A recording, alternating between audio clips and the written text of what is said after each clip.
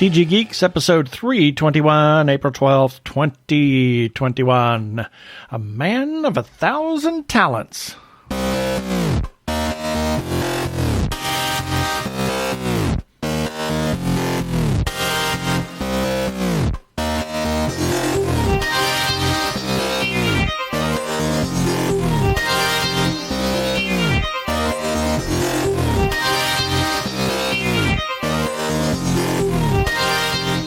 Hello and welcome to another webcast from tggeeks.com, where Ben and Keith, the two gay geeks, talk about all aspects of geekdom and nerdery, sci-fi, comics, film, horror, genre. You name it, we talk about it. I'm Keith Lane, and we're coming to you from TG Squared Studios in lovely Phoenix, Arizona. And I'm Ben Raggington, also coming to you from a very allergy-filled, because my allergies are really driving me crazy right now here in Phoenix, Arizona. It's almost year-round now. It's pretty much. Pretty much. I mean, even in the summertime now, where it's like ridiculously hot outside, Yep. the pollen, I think, has developed a resistance to heat. I think so. Let's get on with it. Prepare for hyperdrive. In the Hall of Episodes, the two gay geeks are discussing this. Press that button a little too soon, huh? Tiny bit. Just a bit. Well, in this episode, we are going to talk to Jonah Blechman, who actually originally came to our attention as a PR person, but we've discovered that he has done so many other things. Then we're going to do our birthday shout-outs, our featured podcast of the week, and feedback and some shout-outs. And in the second segment, we have a couple of things that we will be talking about. And then our weekly recap and a regular shout-out. So let's get on talking to Jonah.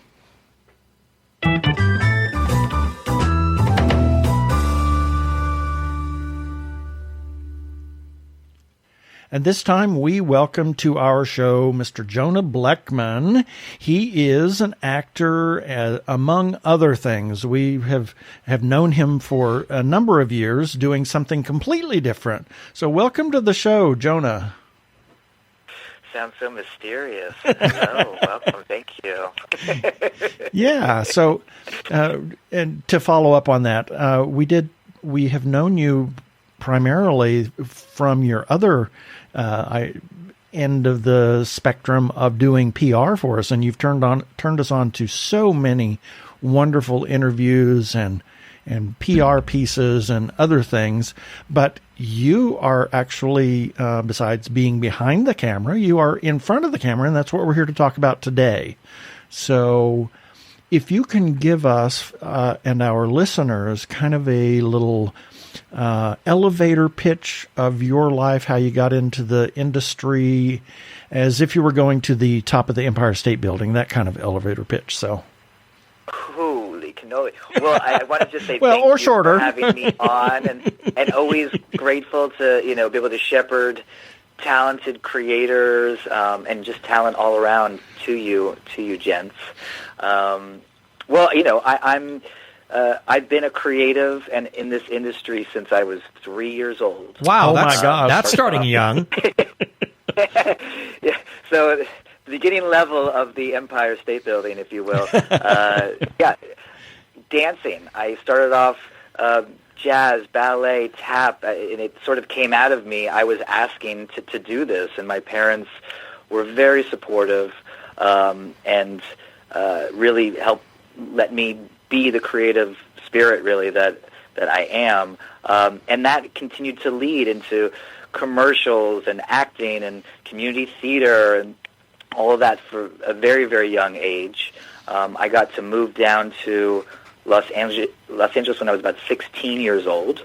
At that point, I had been flying back and forth in auditions. I'd been studying specifically for film and television from the time I was 11 till around 16, so I was always trying to get and really break into film and television. And at that point, I moved down with Alicia Silverstone, if you are familiar with Clueless. Yes, Wow. I'm familiar with who she is. Cool. Yeah, she and I trained together. She was a sister and a girlfriend and so many different things in my life at that time. and she and I and her parents moved down to Los Angeles and really started my film and television career down there. I booked right when I got down.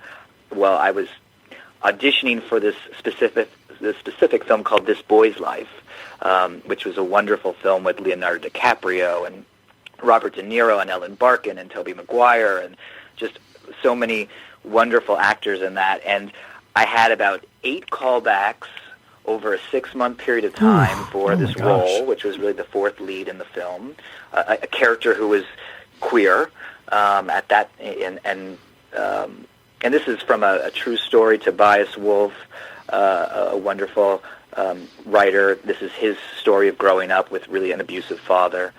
And by the time I moved down to L.A., a month later, I finally got the gig and shot the film, and that began my film and TV career, getting to do independent film and TV series and winning awards at Sundance and all these different festivals, and kind of going through those aspects, those wonderful experiences, but continuing to expand, always curious as an artist. So I stepped into producing and writing. I got to produce a wonderful comedy franchise called Another Gay Movie, which then had Another Gay sequel, which was sort of a cult classic in its time, and that's something that I'm excited about sharing because it's its 15th anniversary, and there's a director's cut, and that's what's coming out at the end of April here. But, you know, I've got to spend time on stage. Was the youngest Equity Hedwig that left New York, and spent time getting to perform that in San Francisco, of all places, in my hometown. And I've had many kind of different lives. I had a fashion company for many years.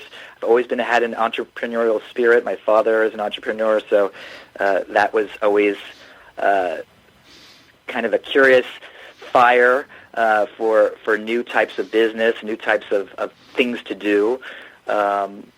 And all of this kind of continued. I've continued to produce and to write, and then about 10 years ago, I got the bug with PR. I had a great mentor who discovered Bryan Singer and Gus Van Sant and Steven Soderbergh and Jonathan Demme and all these really incredible filmmakers, and worked with some of the best and learned how to shepherd other artists as well. Kind of giving back in a way.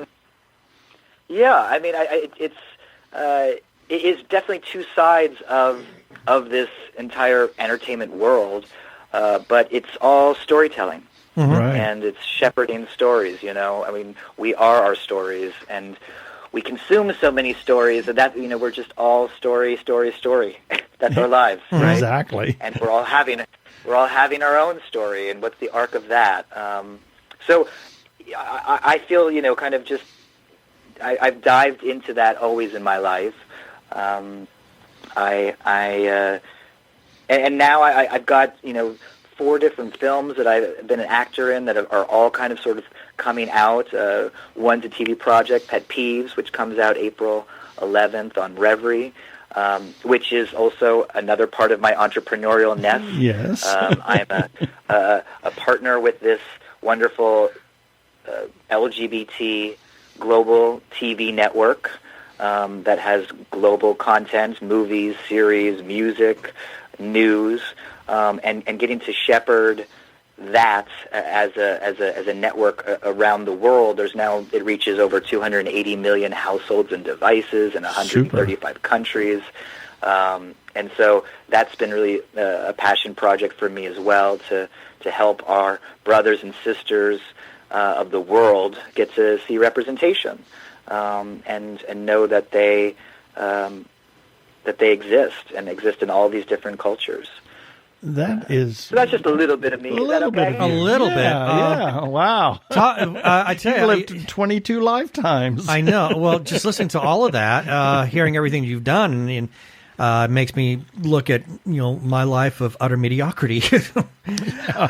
Our 7 years of this podcast. Yeah. It's like, oh, okay, yeah, nice little bit of humble pie that I'm eating now. but we're so glad that you have, you've shepherded or done those things to help shepherd people's careers, and you've turned us on to some of those people, and that's kind of what we do among other people that have sent content to us and people to us to get the word out about independent creators and even some of the big stuff as well. So thank you for being a part of all of that and doing your part to give back, if you will.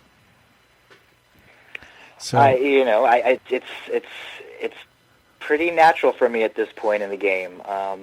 But it does feel very, mission driven. You get to a point where my PR company is called Potent PR, and I love that word because I think as we get older, you can kind of culminate all of this learning and all of these experiences, and hopefully things get more potent, and you can offer that back to the world, and that's what makes at least me feel good, or feel like a reason to be here.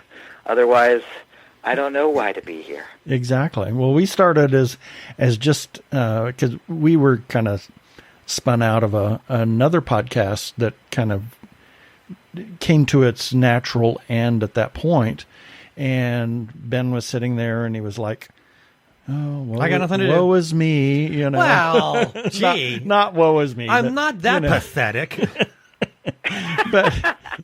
but having been together, we've been together for 25 years, and we've been doing this for 7 years, and we did that other one for 2 years before that. And we took about 6 months or so break in between. Roughly, yeah. And I know that he was wanting some kind of creative outlet, and it originally started as just something for him to do. We never dreamed that we would ever have any kind of audience, and apparently we do. And part of that is due to you, and I thank you for coming on our show. We've never had somebody that was a PR and then, filmmaker, writer, actor, other than Patricia. Patricia, but she was, do you know Patricia Chica?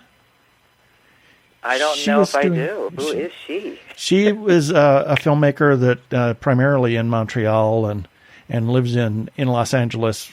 Well, she splits her time. Other than pandemic times. Yeah. She comes down to LA in the summertime and lives in Montreal in the winter. It's kind of backwards there. Or actually it's the other way around. She spends the winter in LA and the summer in Montreal. But she's a filmmaker. How could you not be a multi-hyphenate, right, in this day and age, right? Yeah. And have kind of so many different things going on. Yeah, anyway. And people like her and you that have just done so much for us. But I want to get back to, what you. Yeah, I really want to get back to you and what you're working on. I'm looking at your IMDb right now, and your two most recent entries, one's called Swan Song and another one called Claw. And I see that they both have release dates for what appears to be 2021. So getting into these films, were you working on these during the dreaded time of the Great Pause, also known as the horrible pandemic? Right. Well, Claw was a film that I did shoot. I would want to say it was in the summer of in August of 2020. So that was during pandemic time. It was one of the first moments to kind of come out and attempt shooting before we got the big kind of lockdown. Mm-hmm. At least during the holidays, which is where everything really got shut down. Right. But Claw is this horror comedy film with a dinosaur. Okay. The director, I had known, asked if I would just come in and come and and play in that soup, which was just as silly as could be. But he's a wonderful director. He did Open Water 3 just recently. He's out from Australia, and this was his little baby for the pandemic that got picked up and is going to have some life at the end, in the fall of 2021. And then Swan Song, which is it gets my heart fluttering. I got to perform with Udo Kier, the iconic German actor who's done over 200 films. He was in My Own Private Idaho and the Madonna music video. He's like the German Nazi in almost every kind of film. But this was a leading role for him. And he and Jennifer Coolidge, the great comedian, we all, there's actually wonderful actors in this film. Linda Evans comes out of her, I think, 20 years of acting to be in this film. Linda Evans from Dynasty. Right. Of course. And Michael Urie is also in the film. Oh, good grief. That is a cast. This film it really is a wonderful cast. It just premiered at South by Southwest.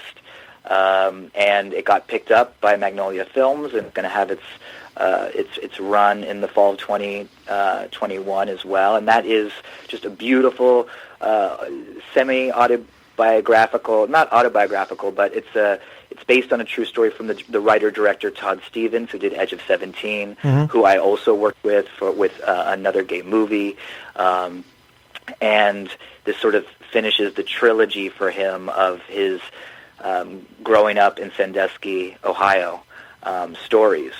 Edge of 17 was the first one, and then I think Gypsy 86 was the second, and then this one, Swan Song, and it's about an old hairstylist who happens to be on the verge of dying, and his oldest client dies, and her last in her will was that he would do her hair. Oh, wow. And he hasn't done any hair in 30 years. She hasn't even spoken to him in 30 years. So he has to see whether he's going to make some kind of amends or come to some place about it. And it's very much like the Straight Story or Nebraska, any of those sort of traveling films where someone kind of goes back into their life to have some kind of completion. And it's a beautiful film and a wonderful, really grand performance from Udo. Cool. How did you get attached to that one? Because that sounds very interesting. I also the director Todd Stevens, who I worked with him on another gay movie. So he singled you out. He picked you to be in this. Yeah. He asked if I would participate in this. And okay. I've loved working with him. He's just a wonderful filmmaker and storyteller, and we have so much fun when we get to work together. So yeah, this was another dynamic duo time with him. Cool. So tell us about Pet Peeves, because that is just released. So yeah. Yeah. So, it looks like a crazy thing, but yeah. Pet Peeves is the story of Milton Michaels. It's a dark comedy about this pet psychic. He's a clairvoyant who's newly out of prison. Oh dear! And a bit of a Luddite. So having technology and all of that is very new to him. But what it really is I just think it's such a great inquiry into what are our pets saying and wanting to say about us. Right. What do they witness? What are they really thinking? And this is sort of an exploration into eccentric pet owners and their hysterical pets. Yeah. And I play Milton, the pet clairvoyant, and get to help people and pets from their people, really. Cool. So approaching this kind of role, because it strikes as possibly being a little madcap, I mean, what kind of? I don't want to make it sound like there's a lot of method acting, or anything along those lines. But obviously, there's got to be some kind of mental preparation in order to be able to take on a part that I dare say is probably light years away from your true personality. It is. He's from the South, and he is queer, but it's not like the first thing up for him. So he's got his twang. But I did personally. I mean, I was watching all of these different pet psychics, and getting a sense of how they receive their information. But this is absolutely a zany comedy. I mean, it really is. It's a little bit blown out for sure. Some aspects actually really touch the heart. Some aspects are totally absurd, but fun in that regard. And as far as research, it really was trying to get a sense of how people channel in this way. Right. Have you ever gotten a reading from anyone? Yeah, I did. He did. I yeah. did. What was her name? I can't think of her remember. name now, but Yeah. she was a really huge pet psychic about 10 or 15 years ago. I can't remember her name anymore. Older lady. She had her own radio show, and she was always on Talk TV. And what really convinced me to go to her is she had a spot on Sirius XM up in New York, and one guy that I do follow, who was at the time on OutQ, Michelangelo Signorelli, he talked to her, and he said that she gave readings on his two dogs, and that they were 100% spot on. He said he was convinced at that point that she was legit.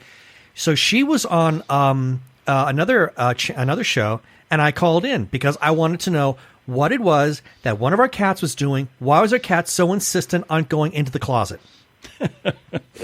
And she explained it to me. Yeah. And it was kind of interesting, and I think that there was some truth to that.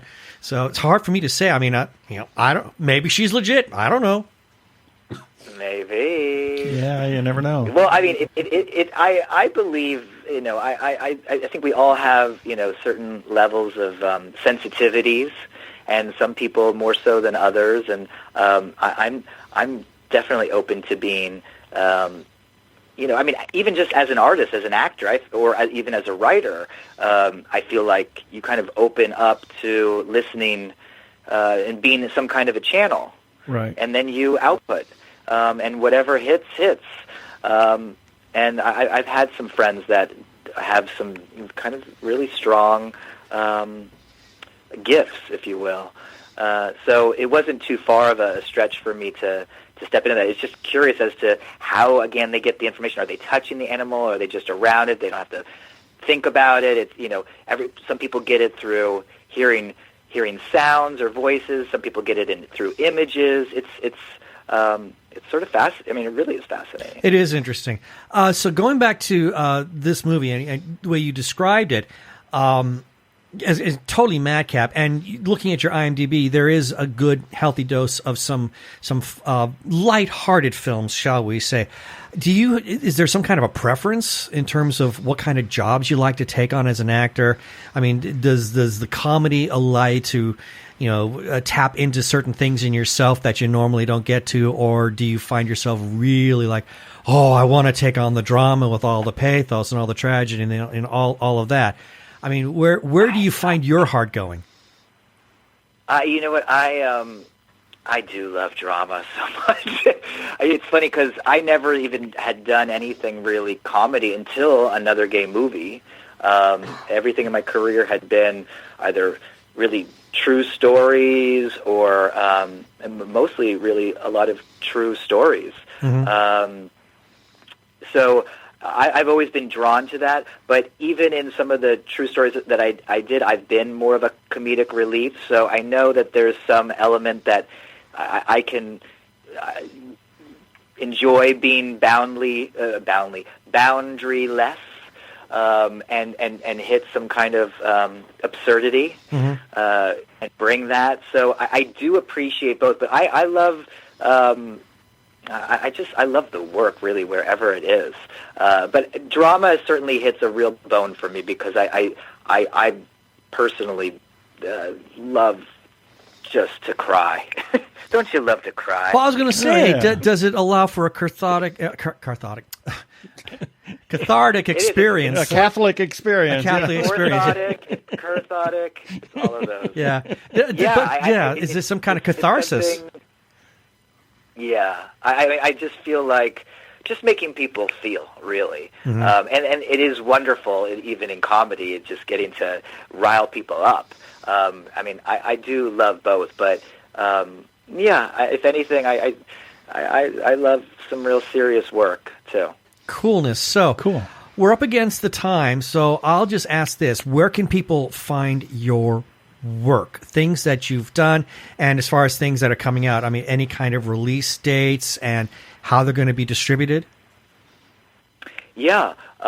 So Pet Peeves, which is a series, that starts on April 11th and will be found on Revry, so people can watch that. I think it's for free if you go on demand to Revry, REVRY.TV. You can find it there. And then Another Gay Movie is having, again, its 15th anniversary, and it's a director's cut, and Mink Stoll is now in the film, brought back from not being in the first round. And that will be found on Breaking Glass Pictures, and I think on like Amazon Prime and Apple Tunes and all of those areas where you can purchase. And then over the, I guess in the fall, you'll be able to see Swan Song. I don't know when exactly. They said like sometime in late fall. It's probably going to be up for award season, certainly for Udo, in that. And then Claw will come out, and supposedly that's going to have like 250 theaters. Oh, Wow. cool. So keep an eye out for that one. Well, Great. That is great. Well, this has been really a wonderful discussion with you. We'll have to talk to you again. I mean, the time just went like It flew. boom. Yeah. Awesome. Thank you, guys. So- Thank you. Thanks for being on the show. Hi, this is Joe Spector from Arizona Opera, and you're listening to the Two Gay Geeks. Well, that was just fascinating to talk to Jonah. It was. I don't think that we had ever talked to him on No. Well, we hadn't. So No. I just communicated via email. was the only way I ever chatted with him through Yeah. Potent PR. But Exactly. yeah, that was the first time we ever actually got to have a conversation with him. And Yes. I hope we get to do more in the future. Really kind of nice.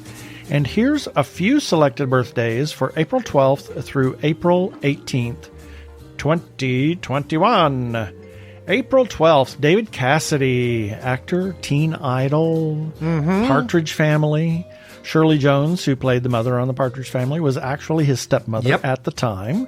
And they got along rather well, actually. They did. So, and he went on to do a number of other things and sadly died at the age of 67 here a couple of years ago. So Yeah, it was he really developed, sad. I mean, he did have issues with substance abuse, but he went through treatment, got over them several Multiple times. yes.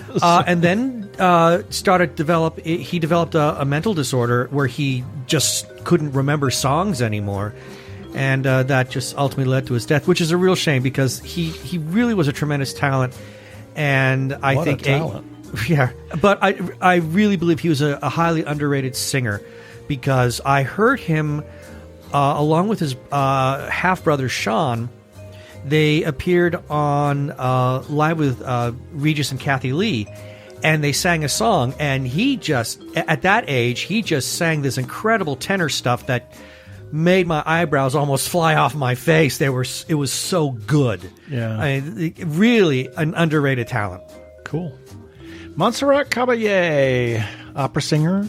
She had over 100 roles that she sang during her career. She excelled in Verdi's Verismo operas, but was equally comfortable singing bel canto. I can believe it. Sang everything. A good friend of Freddie Mercury, whom she sang with Yes. for the Barcelona Olympics, died in 2018 at the age of 85. Yeah, when Freddie heard her sing for the first time, it made him sit up and say, I want to be able to sing with that kind of quality and control, and it forced him to become a better singer. Yes. That's the kind of influence she had, and she was referred to as the soprano with the cast iron lungs. Exactly. She definitely had power in her voice. Oh, her Visitarte from Tosca. Oh, my God. I mean, she sings this one phrase in one breath that is astonishing. Yep. And then also on April 12th, Herbie Hancock and Ann Miller. Who's Ann Miller? Leave this show. Oh, please. That was so telegraphed. And Lily Pons, another opera singer in the early days of recording of operas, and kind of made a name for herself. She was, I think, known as the French Nightingale or something like that. Something like that, yeah. Yep. April 13th, Don Adams, actor. Oh, my God. Maxwell Smart, agent 86 of Get Smart. In 1965, instead of a salary, listen to this, instead of a salary of $12,500 a week in 1965, he took a smaller salary and 33% share, which smart paid man. off. I mean, smart because man. Get Smart has been in syndication for years Yeah, and years. he saw he was able to read the tea leaves, and he understood that he was sitting on a gold mine. Yeah, that was kind of an unheard of thing in that getting era. getting things on the back end was not something that was commonly done. A lot of actors will do that if they really suspect that the property they're working on has a lot of life in it. Yep. And Peter Davison, actor, the Fifth Doctor, father of David Tennant. Father-in-law of David Tennant. They appeared together in a Children in Need special. Yes, Time Crash. Which was wonderful. You changed the desktop theme. Yeah. What is this one? Coral? Exactly. And what's nice is that David Tennant, and he actually says this in that one episode, but Peter Davison was his doctor. And I think Peter Davison was a lot of people's doctor. Yep. I loved his portrayal. I thought he was great. Yep.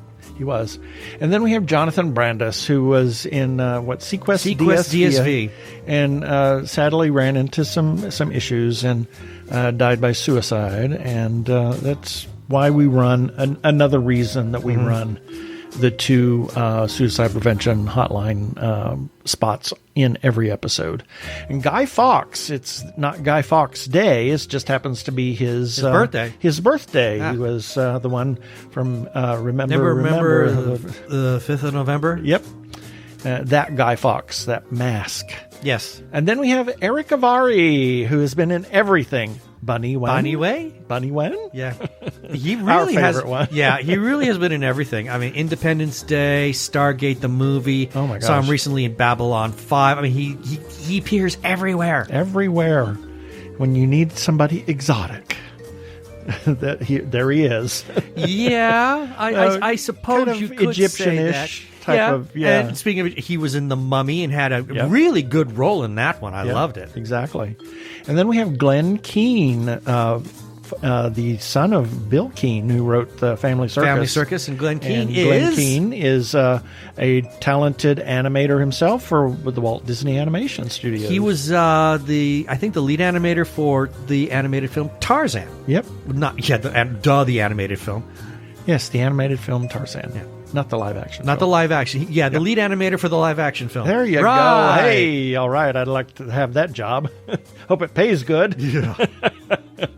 April 14th, Peter Capaldi. Another doctor. Actor. He was a 12th Doctor. He was born in Glasgow. Played a different character in Doctor Who before becoming the Doctor. He was in the Fires of Pompeii. Yes. And that actually ties into why he looked that way when he regenerated into the Doctor. Yes. And then he played in a punk band with Craig Ferguson. Yeah.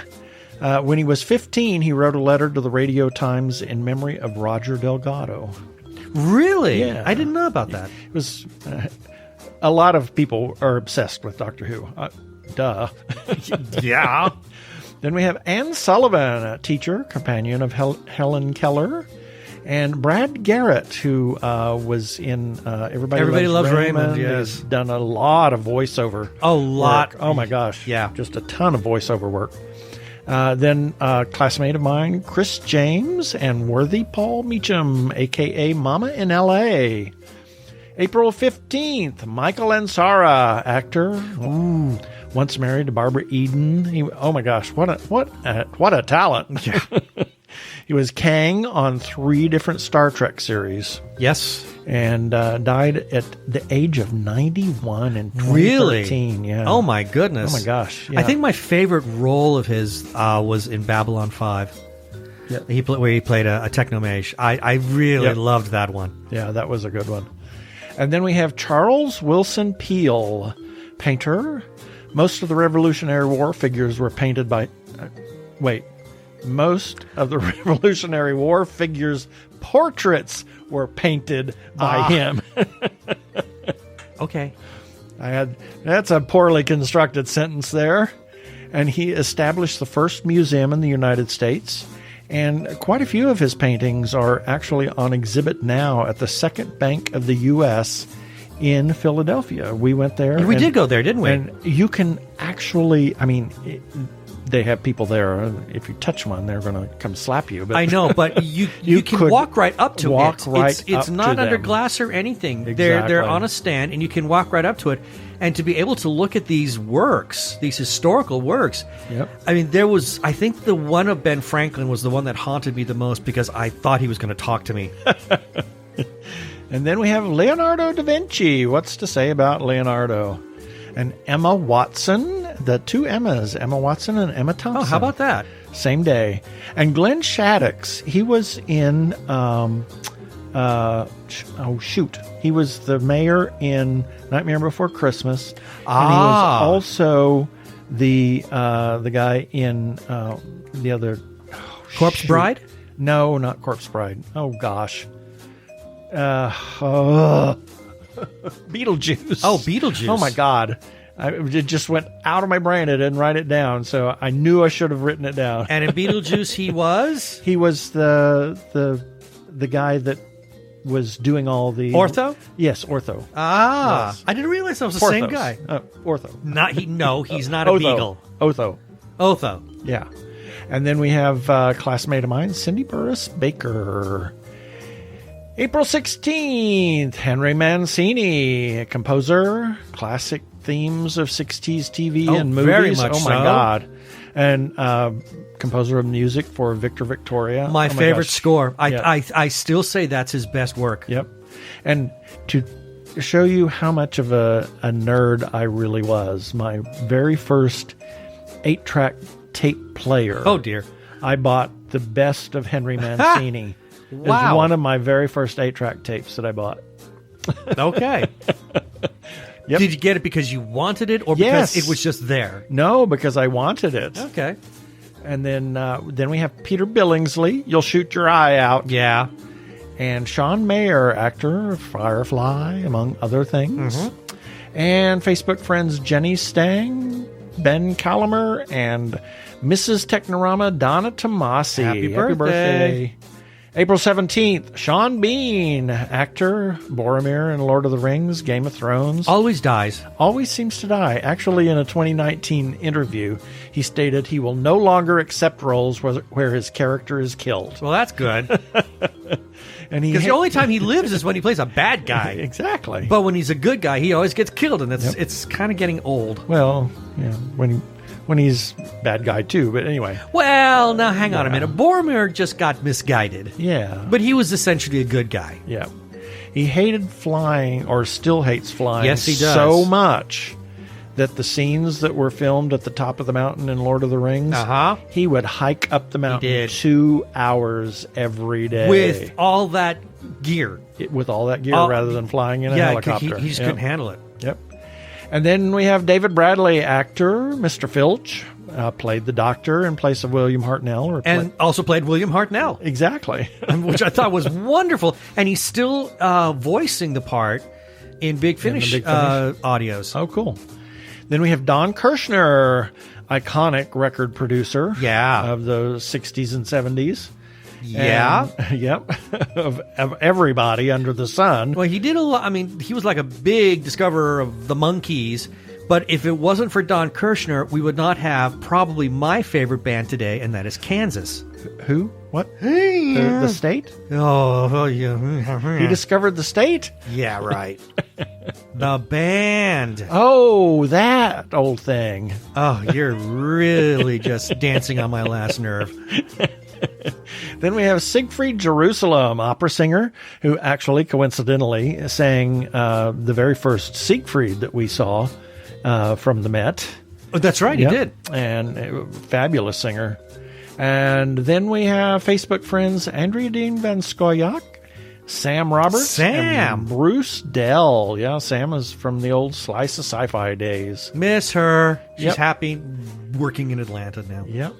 April 18th, David Tennant. Oh, my actor, gosh. The Doctor. How many more Doctor Who connections do we have here? Well, this is the last one. It's getting a little silly. Yep. Son-in-law of Peter Davison. I think actually like on the 19th or the 20th, there's another one.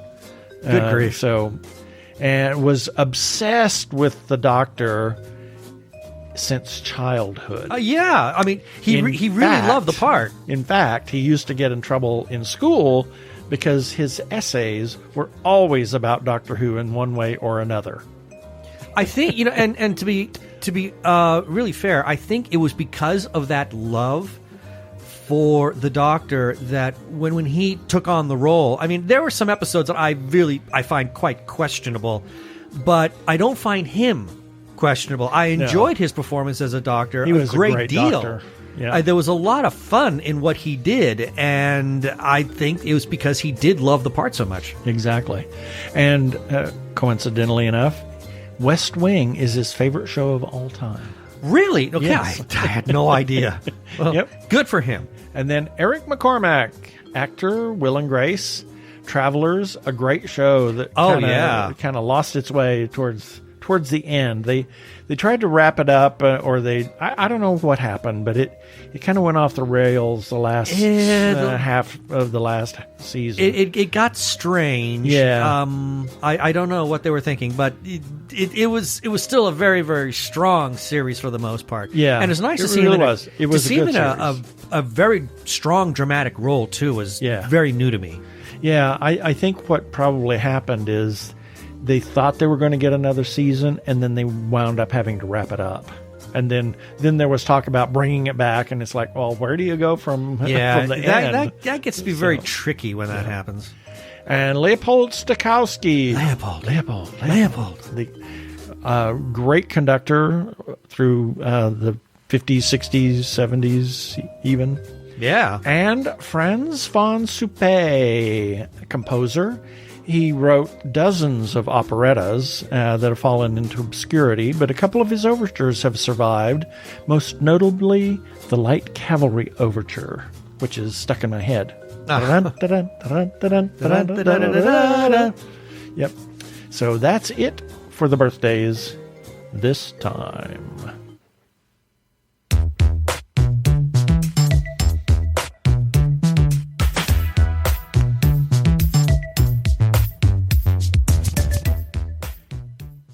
Technorama, the podcast for geeks, because geeks are better than cool. You don't hear someone say, "Get away from me, you cool person." Who's gonna have their 65-inch home theater system installed by the Cool Squad? Not me, that's for sure. How much cool cred do you have? Not enough to care about. Think you'll find any canned unicorn meat at thinkcool.com? It's just a part domain name. They don't even have roadkill in a paper cup. That's why you need to start listening to Technorama, because that's what geeks do. Go to chuckchat.com and listen to Technorama before you turn cool.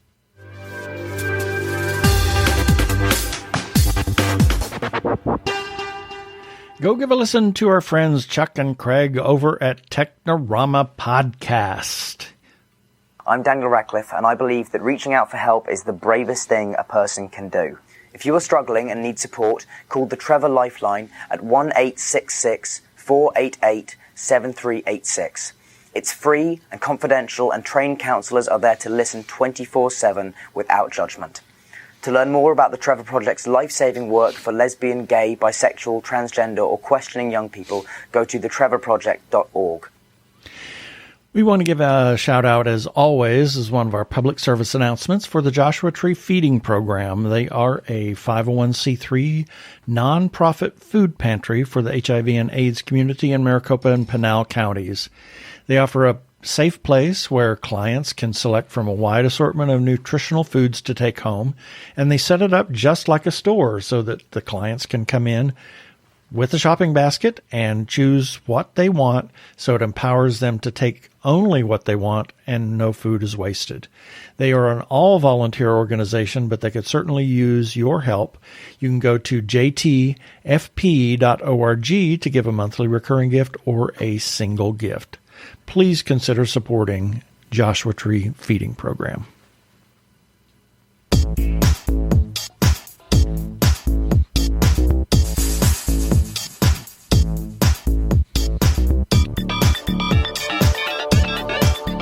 Almost forgot I had to turn that down. Thank you. I was sitting there just reading because reading the feedback, well, and it was just running away. It's a long bit of music there, so don't want to run out the clock.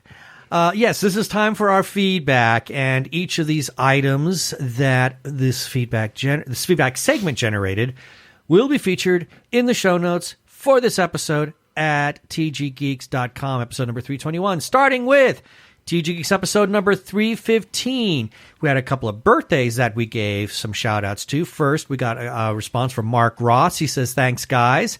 Then I got a comment from Matt Hayes. He says, yeah, thanks. And in that episode, we also talked about The West Wing, oddly enough. We talked about it several times. Quite a few times. And we got a comment from Megan Enlow. She says, yes, The West Wing is very rewatchable. It was the only thing keeping me sane in recent years. I'm just going to leave it at that. And then moving on, regarding Ben's breakdown, Secrets of Sulphur Springs, 3-episode thoughts. I really like this. I got this comment from John Smith. He's been following us on Twitter for some time, and he says, I've got to compliment you on how you do reviews. I've come to realize I'm a very passive viewer where I like something or don't. And sometimes I don't know why, but you're always very incisive and notice small things. That's our job. Well, yeah. it's just the way we are. Well, but to be honest, and I did write back to him on this, but I think it's because we've been looking at things for so many years now with a critical eye. Yep. And we started doing it with Slice of Sci-Fi, and we've been doing it quite regularly here at TG Geeks, even after we went into the Great Pause. Yep. Andrea Richoff's been taking over a lot of the movie screenings, but we've been doing a lot of TV screenings. And you are now forced to look at things. You just start to develop that critical eye. And it's just something that we do. I've always been a continuity idiot anyway, so yeah. So things just bug me. So it's just something that we've learned to do over so many years. But thank you, John. That was very nice of you. Then also, regarding Secrets of Sulphur Springs, we got a comment from Secrets of Sulphur Springs. They are no longer on Facebook, but at the time when they were, they said thank you. Then moving on, regarding TG Geeks episode number 316, we got a comment from Marge Ryder. It was her birthday. She says thank you. Also, in that interview, we interviewed Jake Shandy.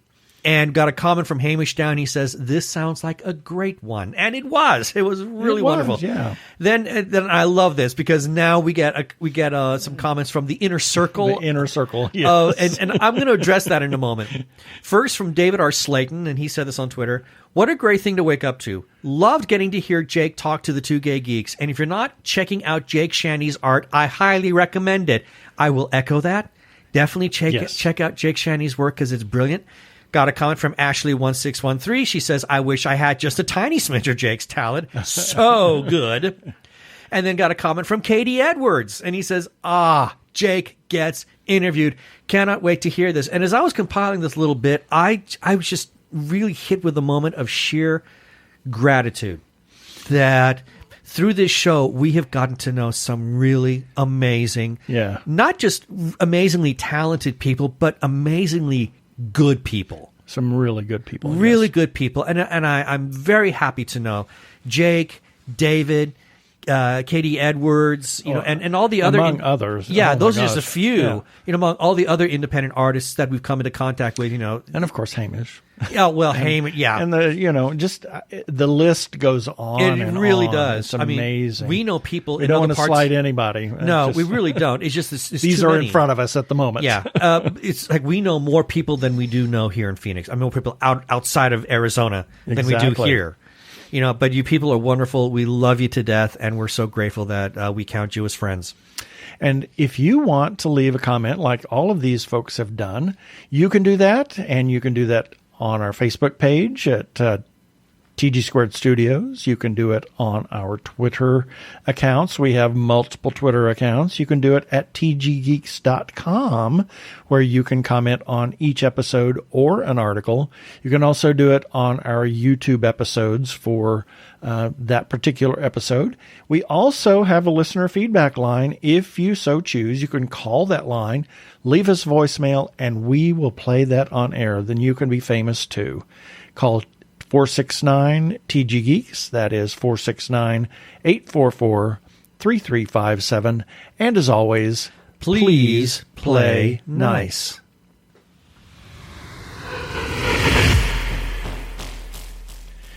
Well, as everybody knows, we are huge supporters of independent creators, whether it's filmmakers, comic book artists, writers, or others. Certainly with Jonah, we have supported him in his PR career and now in his acting career, among other things.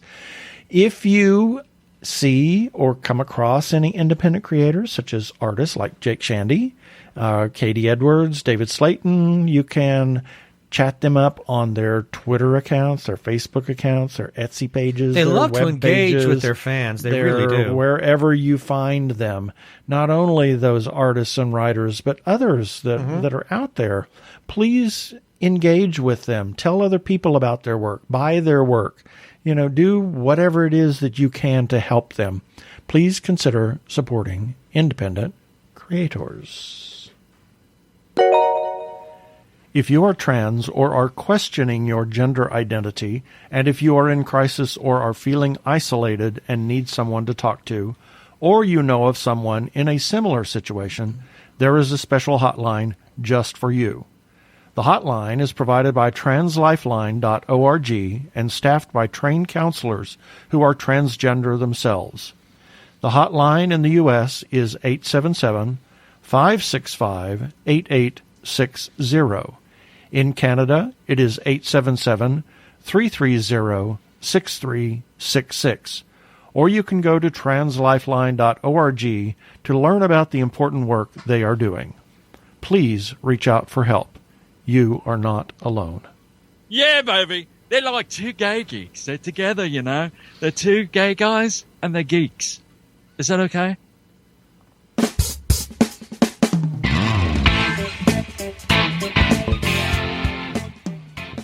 We have time just to maybe discuss one of these. Got a couple of things here, but we can talk about both of them. Yeah, just a couple of comments.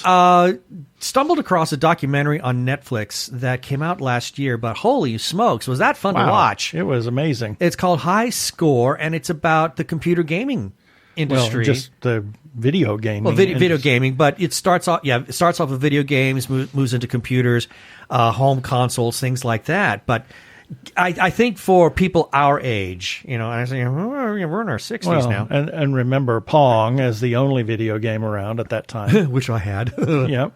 The old Atari version. And I remember lining up at the one bar at Oklahoma State that had the Space Invaders game. And then as they began to be more populous in the different places, it was an amazing game. And then that's the whole revolution.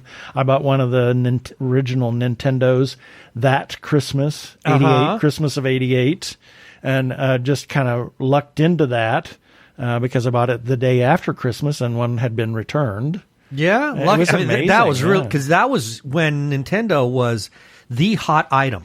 Yep, and spend many hours late at night playing Legend of Zelda and Super Mario, but mostly Legend of Zelda because I had to finish this damn thing. And as it so happens, We have a Nintendo again. Yep. But it was a great show. One of the classic things. It was fascinating to see how all these games, how they came into being. You really don't realize all the hands and all the players that were involved. And I mean, when I players, I'm talking like the entire cast of characters of people behind the scenes. Exactly, and it was fascinating. Half of your friends in the Bay Area worked for one of the game companies that were featured. I was actually surprised that not one of them actually showed up in this documentary, to be honest. But it was amazing to see all this, and you start hearing about all these computer gaming companies and all the things they went through to kind of make their create their own little bit of immortality, if you will. It was a great show. Yep. I highly recommend it if you love computer games, video games, and the evolution of it. I highly recommend checking it out. You can find High Score on Netflix. Yep. And we'll talk next week about the irregulars. I'm going to. You're going to do. It'll be coming out this week. It will be a series review of the irregulars that is also on Netflix. Yep.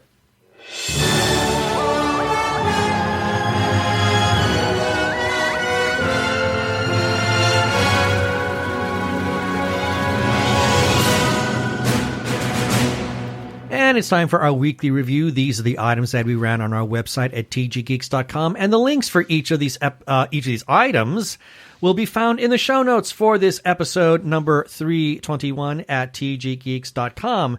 Starting with on Sunday, April 4th, Nerdy Chupacabras number 42.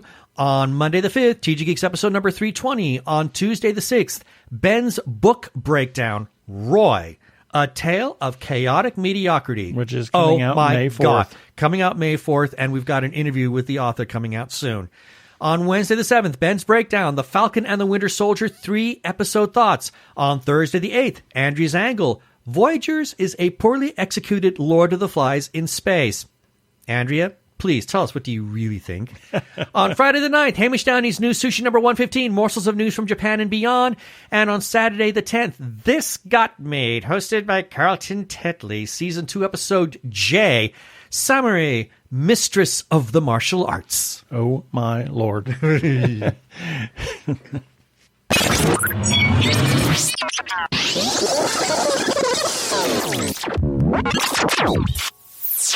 Have a couple of shout-outs that we need to make. First, to the Arkle Times Post-Dispatch News for republishing our content from time to time. You can find the Post-Dispatch News by finding Arkle on Twitter, the Human Arkle, and do that by searching for ARKLE.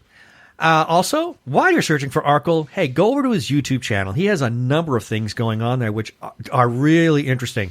Brian has got a number of projects, his Shameless Cash Grab series, his Rants vs. Zombies series, which has officially ended, but you can always listen to past episodes there, as well as his game videos of Trick and Treat and Star Trek Online, and I haven't checked to see if he's got anything new going on, like in the last week or so. Yeah, I think there's a couple of things that he had.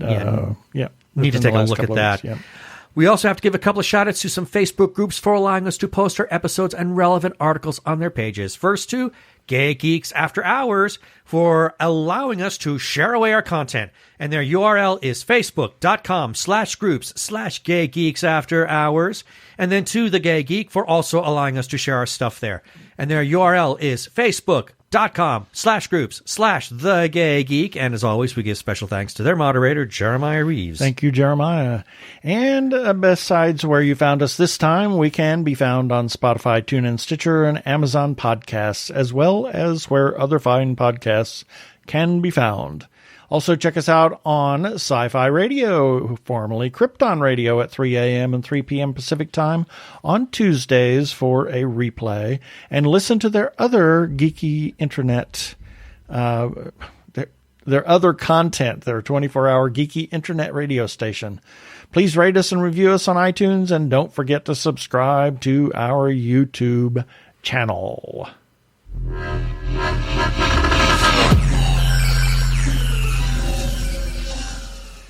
And that should do it for this episode of TG Geeks Webcast. Be sure to check out the article for this webcast episode. We're going to have links on the page of several things that we talked about. And remember, you can comment on our Facebook page or our website, tggeeks.com, or you can leave us a voicemail of 469-TG-GEEKS. That is 469-844-3357. From TG Squared Studios, I am Keith Lane. Thanks for listening. Please be kind to yourself and those around you. Stay home, stay safe, stay sane. Peace. Cheers.